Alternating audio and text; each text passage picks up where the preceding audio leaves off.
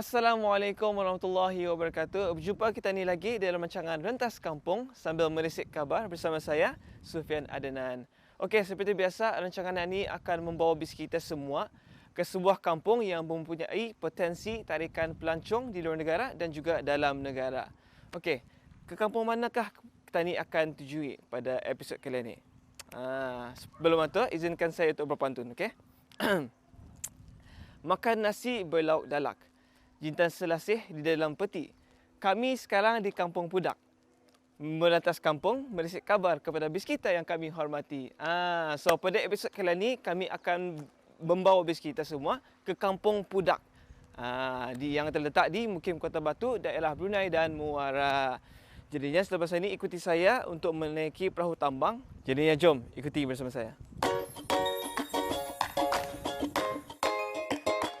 Untuk ke Kampung Pudak ini, kita perlu menggunakan bot tambang untuk menyeberangi Sungai Brunei ini, di mana jeti penurunan penduduk Kampung Pudak adalah di kawasan Kampung Serdang.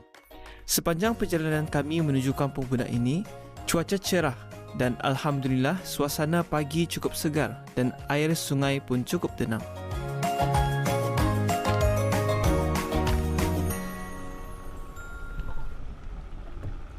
Okey, sekarang ni saya berada di rumah pemangku Ketua Kampung Pudak, iaitu Tuan Syahri bin Haji Durrahim, di mana beliau akan mengongsikan mengenai pembangunan dan juga kemajuan Kampung Pudak ini. Jadi, jom. Assalamualaikum Tuan. Waalaikumsalam. Apa kabar? Baik, alhamdulillah. Pak, silakan.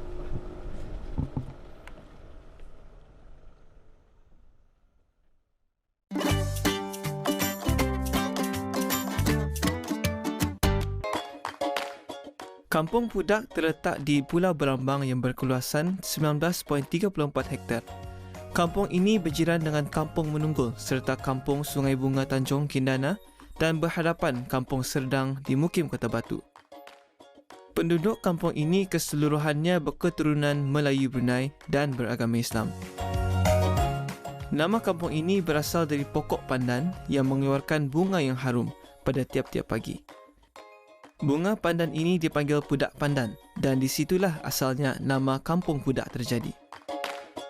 Keramaian penduduk ialah seramai 235 orang dalam kiraan rangka kasar dan majoriti penduduk masyarakat yang tinggal di Kampung Pudak ini ialah beragama Islam dan berbangsa Melayu.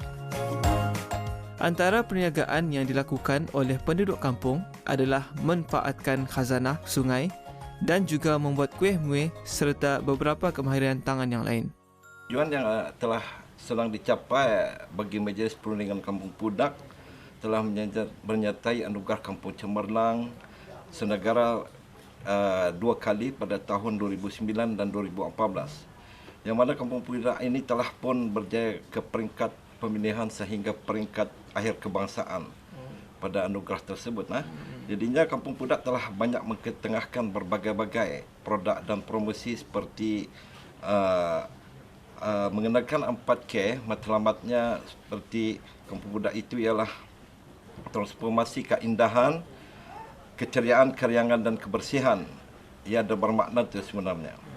Manakala dari segi pengeluaran produk ketika itu air mata air, iaitu sirap air manisan, cahaya namanya tu. Alhamdulillah, Kebahagiaan Yang Maha Mulia Paduka Sri Baginda Sultan yang di-Pertuan Negara Brunei Darussalam telah berkenan berangkat melawat lawatan kerja ke Kampung Pudak sebanyak 2 kali pada tahun 2004 dan 2006. Begitu juga dengan berkenannya berangkat duli yang teramat mulia Paduka Seri Pinggan Muda Mahkota Pinggan Haji Al-Mutalbi Binah ke Kampung Pudak pada tahun 2005 juga tu.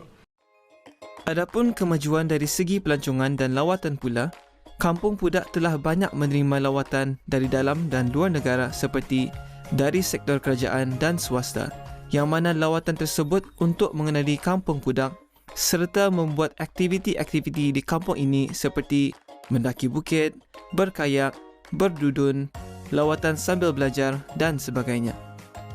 Kampung Pudak juga menerima lawatan dari luar negeri seperti sebelum ini banyak kali menerima lawatan sambil bermalam iaitu dari program kapal belia Asia Tenggara dan Jepun serta dari persinggahan kapal MV Douglas ke negara Brunei Darussalam yang mana Kampung Pudak terpilih sebagai destinasi lawatan. Sepanjang penempatan mereka itu, pihak Majlis Perlindungan Kampung telah banyak menyediakan kegiatan-kegiatan seperti kebudayaan, keagamaan bukan saja untuk mengenali Kampung Pudak, bahkan mengenalkan kepada mereka mengenai Brunei Darussalam. Alhamdulillah, kemudahan dan infrastruktur yang ada disediakan oleh pihak kerajaan dan penderma swasta di kampung ini, iaitu kemudahan laluan darat dan laut, seperti Jabatan Kampung Pudak yang menghubungkan dari rumah ke rumah. Kemudahan yang lain seperti bekalan api elektrik dan air juga terdapat di Kampung Pudak. Manakala infrastruktur yang terdapat di kampung ini pula iaitu Masjid Kampung Pudak. Sedikit sejarah, Kampung Pudak dulu sebenarnya terdapat sebuah bangunan sekolah rendah yang mana perasmiannya pada 13 Jun 1965 dan diberhentikan kegunaannya iaitu pada tahun 2004 atas sebab-sebab tertentu yang difikirkan oleh pihak kerajaan. Alhamdulillah, produk yang terdapat di Kampung Pudak ini ialah dari segi makanan asli Brunei dan pelancongan. Pelancongan artinya orang merangkumlah segala-galanya tu, maksud yang ada di sini tadi. Apa yang saya terangkan tadi. Produk makanan asli Brunei seperti kuih ardam dan yang lain-lainnya, kuih-kuihnya yang biskit nanti kerang melihatkan. Seperti kampung-kampung yang lain, Kampung Pudak juga tidak ketinggalan dengan tempat-tempat riadah untuk dikunjungi iaitu Bukit Seri Pandan dan sekitarnya. Aktiviti-aktiviti yang diadakan adalah mendaki bukit dan sebagainya. Harapan saya kepada Majlis Perlindungan Kampung dan ahli jawatan kuasa Bukit Seri Pandan serta penduduk Kampung Pudak agar kita dapat bersama-sama dan bekerjasama menjayakan semua agenda-agenda yang sudah dan akan dirancang dengan jayanya. Kami berharap dan saya berharap juga kepada masyarakat dan penduduk negara ini dapatlah berkunjung ke tempat-tempat menarik khususnya di Kampung Pudak.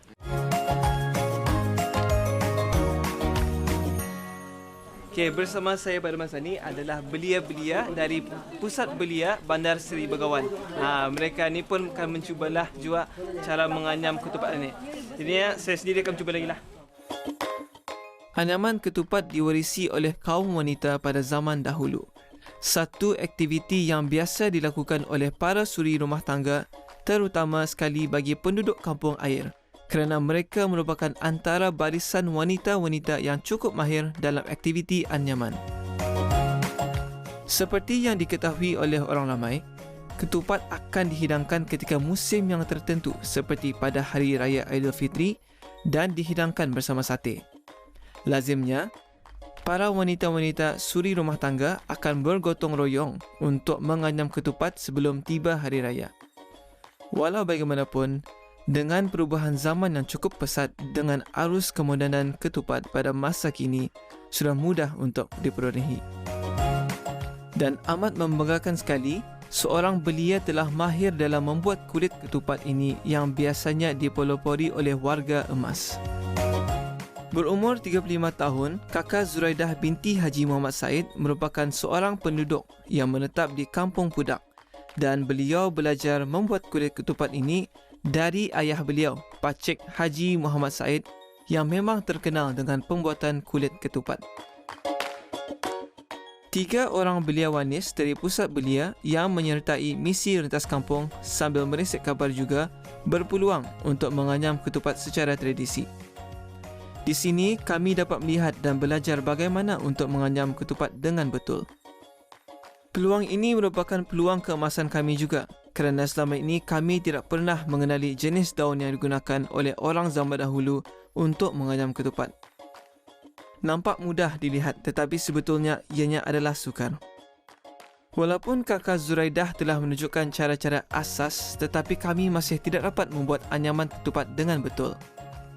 Setelah mencuba beberapa kali, barulah bentuk ketupat dapat dibentuk, walau tidak seperti ketupat yang dianyam oleh kakak Zuraidah. Okey, nampaknya semua sudah siap menganyam ketupat ini. Walaupun dah sempurna, tapi tani semua berjaya. Sebenarnya, daun nipah ini banyak kegunaannya selain daripada dibuatkan kulit ketupat. Lidinya juga boleh dijadikan penyapu lidi dan ada pelepahnya boleh dijadikan joran memancing.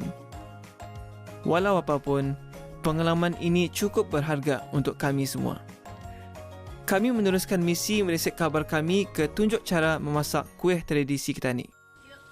Okay, pada segmen kali ini saya bersama dengan Biro Wanita Kampung Budak dan juga Biro Muslimah Masjid Kampung Budak, di mana mereka ni akan menunjukkan cara-cara untuk memasak kuih ardam. Kuih ardam ni merupakan juga satu produk satu kampung di Kampung Budak ni. Menarik kan? Okey, jom kita lihat. Biro Wanita Kampung Budak dan Biro Muslimah Kampung Budak merupakan kumpulan wanita yang cukup mahir dalam pembuatan kuih-muih tradisi Brunei. Kuih ardam menjadi pilihan kuih tradisi Brunei yang akan ditunjukkan oleh mereka bagaimana cara memasaknya. Dengan hanya memerlukan 3 bahan iaitu gula anau, tepung beras dan air untuk menjadikan dadak. Sebelum menggoreng, dadak tersebut perlu diperam semalaman dulu, barulah boleh digoreng bagi menghasilkan kuih yang sedap, rangup dan gebu. Dengan suasana kampung yang begitu aman dan damai serta deruan angin membuatkan saya begitu teruja mengikuti aktiviti memasak kumpulan wanita yang berada di luar bangunan bekas sebuah klinik kesihatan yang tidak digunakan lagi pada masa kini. Namun, kini ia digunakan untuk kegunaan penduduk untuk membuat aktiviti. Okay, Bapak, ni yang sudah masak ni, Pak? Sudah. Okay, boleh aku cuba? Cuma satu dulu lah.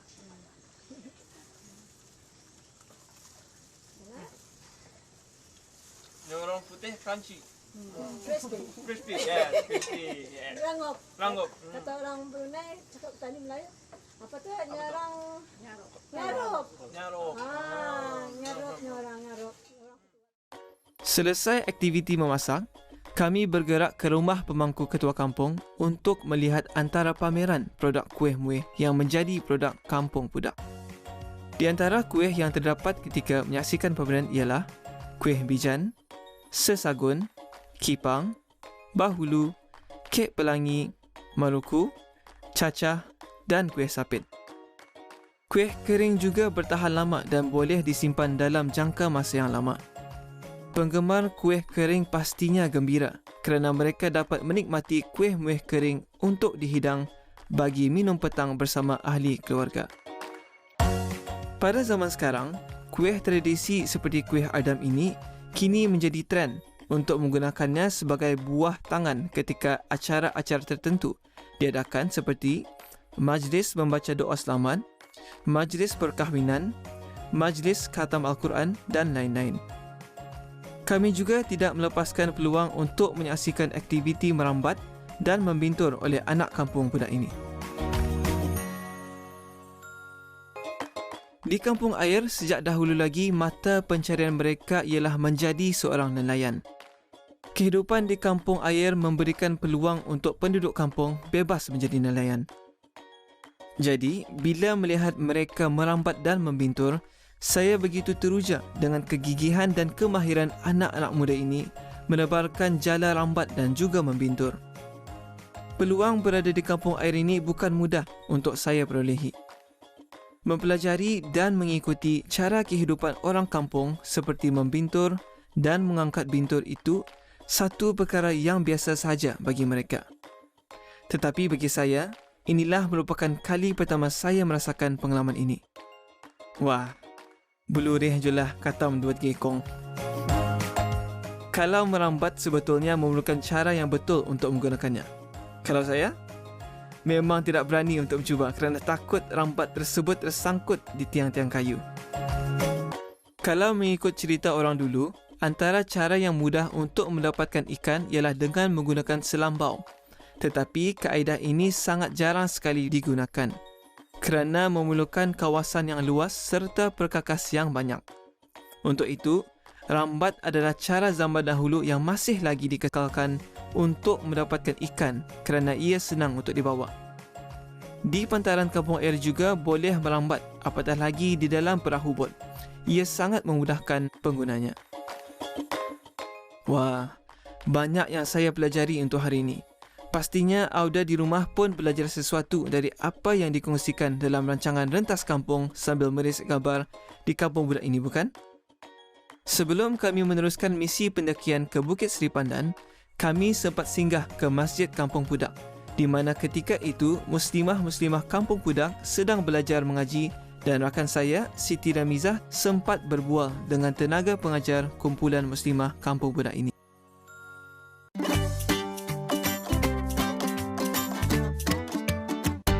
Okey, pada segmen terakhir ini kami akan bawa bis kita semua mendaki Bukit Seri Pandan Kampung Pudak. Di mana saya akan dibawa oleh pengerusi MPK dan juga ahli-ahli kampung yang ada di sini. Jadi jom. Pada tahun 2019, Bukit Pudak ini ditukar nama kepada Bukit Seri Pandan Pudak, mengambil sejarah yang ada di Kampung Pudak. Pendakian kami dalam keadaan cuaca yang panas dan kami diiringi oleh 3 orang jurupandu yang terdiri dari ahli Majlis Perundingan Kampung yang diketuai oleh Uncle Haji Yaakob Haji Sulaiman, Haji Muhammad Yusof Haji Sulaiman dan Pengiran Haji Muhammad Ali Badrin bin Pengiran Haji Jamaluddin, sehingga kami menamatkan pendakian kami pada hari ini. Laluan masuk ke dalam hutan Bukit Seri Pandan Pudak ini terdapat 2 laluan dan kami menggunakan laluan yang membawa kami ke kawasan Telaga Mata Air terlebih dahulu. Untuk sampai kemari, para pendaki perlu membuat persiapan fizikal dan mental kerana keadaan bukitnya yang licin dan berbatu-batu. Okey, seperti yang diterangkan oleh pengerusi MPK tadi, di belakang saya ini adalah Telaga Air di mana ianya sudah berusia dalam 100 lebih tahun tuan. Lama berbeza sudah. Jadinya ianya digunakan untuk penduduk kampung inilah untuk sumber-sumber air diorang. Jadi kita lihat lagi lah. Jom. Telaga mata air di Kampung Pudak ini sudah lama wujud sejak puluhan tahun lamanya. Telaga ini juga merupakan sumber bekalan air bagi semua penduduk masyarakat Kampung Pudak. Menurut cerita jurupandu kami, Uncle Haji Yaakob, air telaga air mata air ini tidak pernah kering walaupun pada musim kemarau. Inilah antara sejarah dan keunikan yang masih wujud di Kampung Pudak ini. Kini, penduduk masyarakat Kampung Pudak telah menerima bekalan air yang lebih bersih dan pada masa yang sama juga, penduduk kampung masih menggunakan air dari telaga mata air ini kerana saluran paipnya yang masih berfungsi dengan baik. Setelah berehat di telaga mata air, kami meneruskan lagi pendakian kami untuk sampai ke CP1 di mana keadaan laluan penuh berliku-liku dan batu-batu yang licin terpaksa kami harungi. Bukan saja itu, bukitnya yang sangat curam tidak memutuskan semangat kami untuk merasakan pengalaman mendaki bukit ini. Yang penting sekali, kepada pendaki-pendaki yang ingin berkunjung ke Bukit Seri Pandan Kampung Pudak ini, pastikan untuk membawa insect repellent kerana terdapat nyamuk yang sangat banyak, tetapi antara kebaikannya berada di dalam hutan ini, walaupun pada waktu tengah hari, kita tidak akan merasa panas kerana hutan yang tebal melindungi dari cahaya matahari. Tiba saja di CP1, kami pun tidak melepaskan peluang untuk berehat kerana di sini ada disediakan bangku untuk berehat dan sambil-sambil itu melihat pemandangan rumah-rumah Kampung Pudak dari pemandangan atas. Alright, ini kami baru saja mendaki bukit ini dalam 2 km lah. Agak mencabar je lah pasal jalan-jalannya tu macam berliku-liku. Lepas tu ada macam kayu-kayu ranting apa tu, batu-batu apa, licin lah jalanannya. So mesti berhati-hati dari sini. Tetapi seperti kata pepatah, hendak 1000 daya, tak hendak 1000 dalih. Jadi kita ni jom kita explore lagi. Setelah itu, kami meneruskan lagi mendaki bukit yang sangat curam dan tinggi. Berbagai rintangan dan halangan yang terpaksa kami tempuhi sepanjang pendakian ini. Inilah yang sangat saya nantikan secara peribadi, memandangkan ini merupakan pertama kali saya mendaki Bukit Seri Pandan Pudak dan dapat melihat pemandangan yang sangat sukar untuk diperolehi, melainkan melihat dari CP2 puncak Bukit Seri Pandan Pudak ini. Untuk kembali ke tempat bermula pendakian, kami melalui laluan yang menurun sahaja dan tidak melepaskan peluang untuk mengambil gambar ramai di sini. Bukan sahaja jambatan Sultan Haji Omar Ali Saifuddin, tetapi dari kawasan ini, kami juga dapat melihat rumah-rumah di kawasan Mukim Kota Batu, di antaranya Kampung Dato' Gandhi dan Kampung Serdang. Pendakian sejauh 4 km kami akhiri dengan selamat dan kami dijamu dengan air kelapa muda yang disediakan oleh salah seorang ahli MPK. Dan sebelum mengakhiri misi rentas kampung ini, kami sempat berbual-bual dan melihat beberapa gambar pengunjung Bukit Seri Pandan Pudak yang dipamerkan di Pondok Taman Riadah ini. Dan kepada mereka yang ingin mendaki Bukit Seri Pandan Pudak ini, mereka perlu memaklumkan kedatangan mereka kepada Ketua Kampung Pudak terlebih dahulu bagi memastikan keselamatan mereka.